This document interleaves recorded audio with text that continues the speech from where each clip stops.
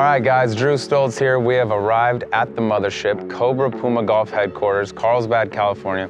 We got a cool day lined up. We're gonna go inside, we're gonna get a little peek behind the curtain. We're gonna talk to the R&D people, everyone that designs the golf clubs that you play, and we're gonna see what goes into it. Let's go check it out.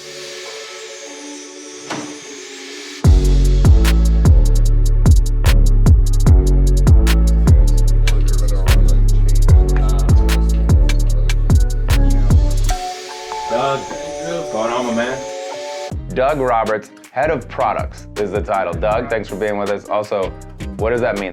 So, Head of R&D, Design and Engineering. So we do start from industrial design, CAD engineering, design engineering.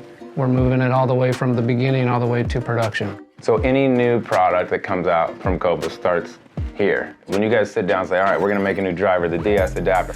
Goals-wise, is that we want to make the longest driver, we want to make the straightest driver? Is it a combination of all the factors? We look at all those factors and we try to, think about each consumer individually when we're designing each one of these drivers. Each one of these drivers is a different shape, has different internals as far as the engineering goes.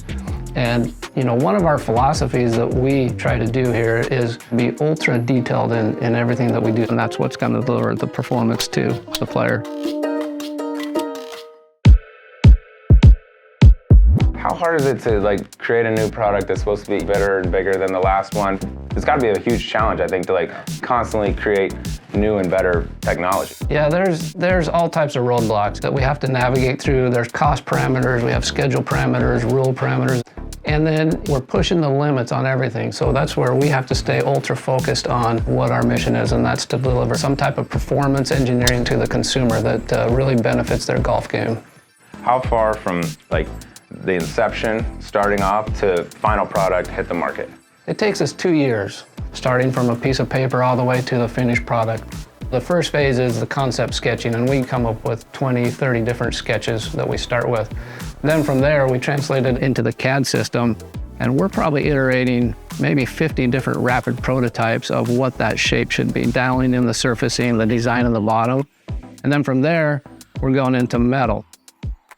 The first prototype, we call it the alpha. We do testing, then we tweak it. We go into beta, where there's 2 rounds on each one of those until we get to the end. And we don't put the pencils down until we get it exactly how we want it. It's cool to hear the process, because as a guy that uses the LS, I can tell you, I think you guys have knocked it out of the park. Thank you so much for spending some time walking us through how it's all made. You're doing a hell of a job here. That's our goal. We want to bring game enjoyment to every golfer.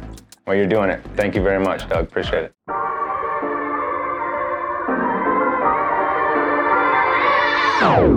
Club design, is it more art or more science? I'd say it's the perfect blend of art and science. That's really what industrial designers do. You're this in-between person that can translate all these complex engineering materials, processes, terms into something digestible for a consumer in a package that looks appealing and can tell a marketing story. When you guys are starting a project like this, where do you go? Do you look at other clubs, past lines? Where do you look for inspiration and what you want this next project to look like? We look at a lot of automotive design, and I think that translates well because really successful car designs, iconic car designs, you can identify them from 100 feet, and then as you move in, it just reveals layers of details, and our philosophy is always to have these layers of details in our designs. You can be up this close or from 10 feet and it should be identifiable as a COBRA product. Did you start with one model, like the LS, all right, let's make this perfect and then we'll go to the next one? How does that process work? In the process, we try to refine every step when we design to combining the technology and production into one piece of art. Different material have a different finish and different processes. We have 4 drivers and they look like family, and that's no easy feat.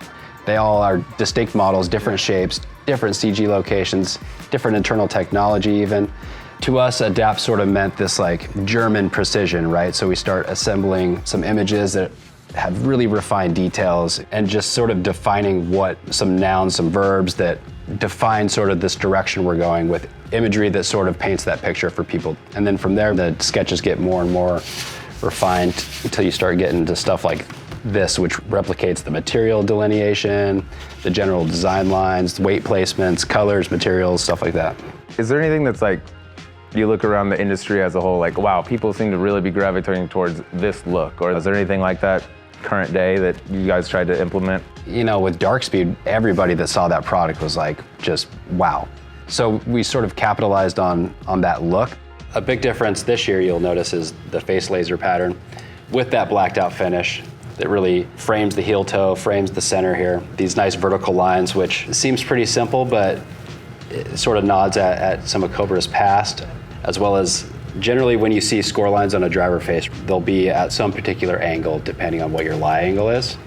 With this one, we have the lines actually vary in angles, so it's this sort of trifecta of framing. Well, you guys have done a great job. You've created good-looking clubs that also perform well, and thank you for giving us a little peek behind the curtain on how it all works. Let me know if you ever need to bounce any ideas on me. For sure. You know what I mean? From a design tech standpoint.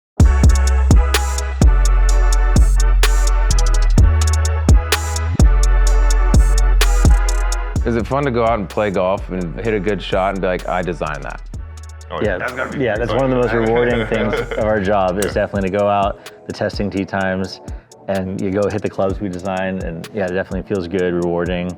Yeah, I mean, this lineup's I've been playing it for a while now. I absolutely love it. When you got different heads and models, we got 4 here in the DS Adapt line. What are you trying to accomplish with this lineup? Our goal here is just to try to fit as many golfers out there as possible, and we're there just to try to make the best performing driver for each category player. Yeah, since we have them sitting out here, can you kind of show, like, go through each one and be like, this is designed for this player, this one does this? This right here is our DS Adapt LS model. This driver is designed for the single-digit handicap players. The LS model is completely designed to be as aerodynamic as possible. The X model is also a better player shape. It is a little larger than the LS, but it just adds a little more forgiveness without like compromising too much on speed. Some improvements that we made for the LS model, we actually added a touch more spin. The dark speed was too low spin. Our biggest change from last year is we split up the dark speed max driver into basically 2 models. While it had adjustability, it didn't really maximize on either of the settings, whereas this year we have a driver that maximizes forgiveness to like the limits of USGA conformance, as well as the draw driver, which maximizes the ability to go left for the player who's fighting a slice. Let's talk about the Fairway metals a little bit. What do we got with these? Who are they designed for? The scoop. Very similar to the driver. We have 3 different models on the fairways, the LS, the X, the Max. So the LS is going to be the better player fairway. That'll get you reduced spin, so it'll be your spin killer. And then the Max fairway is going to be the most forgiving, and it's also going to offer that heel setting for anyone that slices it to get a little bit more draw bias out of that. The difference with this year on DS Adapt is we have this wax weld power bridge feature that allows us to get the power bridge lower to the sole for lower spin and increased launch. The heads alone aren't all of it. I think maybe the most revolutionary thing about this line is the Future Fit 33. I mean, it's unbelievable what you could do with this. Future Fit 33, it gives us a 4-degree range of loft and lie adjustability. So if you need a lower spin, you lower loft. If you need a raised spin, you can increase loft. And then what we like about Future Fit 33 versus our old MyFly 8 system is now we can also adjust lie. So if you hit it a little bit right, put it upright, you can get the ball going a little bit more left. So you can really dial in your shot shape and your miss hits with the Future Fit 33 now. And everyone's swing like changes, you know, your ball flight changes. It's nice to just be able to like make a tweak with the wrench and all of a sudden like make it better. You've knocked it out of the park with this line, in my opinion. You're helping making golf easier for all skill levels out there. Congratulations on what you do. Thanks for shining a little light on it, and keep up the good work. Thank you. You got it.